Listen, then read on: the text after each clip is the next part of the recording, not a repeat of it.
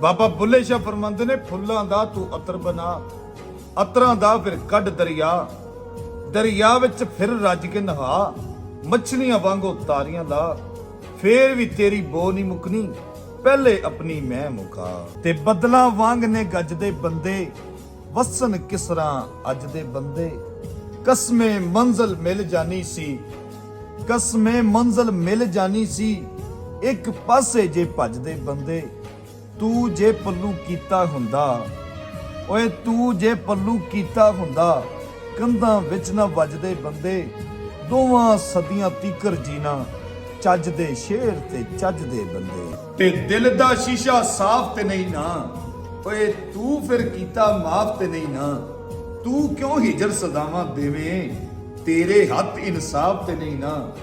ਪਰੀਆਂ ਹਰ ਇੱਕ ਥਾਂ ਹੁੰਦੀਆਂ ਨੇ, ਜੰਗ ਦੇ ਵਿੱਚ ਕੋ ਕਾਫ ਤੇ ਨਹੀਂ ਨਾ। ਮੇਰੇ ਲੀੜੇ ਰੱਤ ਭਰੇ ਨੇ, ਮੇਰੇ ਲੀੜੇ ਰੱਤ ਭਰੇ ਨੇ, ਤੇਰੇ ਹੱਥ ਵੀ ਸਾਫ਼ ਤੇ ਨਹੀਂ ਨਾ। ਇਕੱਠਿਆਂ ਜੀਣ ਦੀ ਆਦਤ ਪਾ ਕੇ ਵੱਖ ਹੋਣਾ ਇਨਸਾਫ ਤੇ ਨਹੀਂ ਨਾ।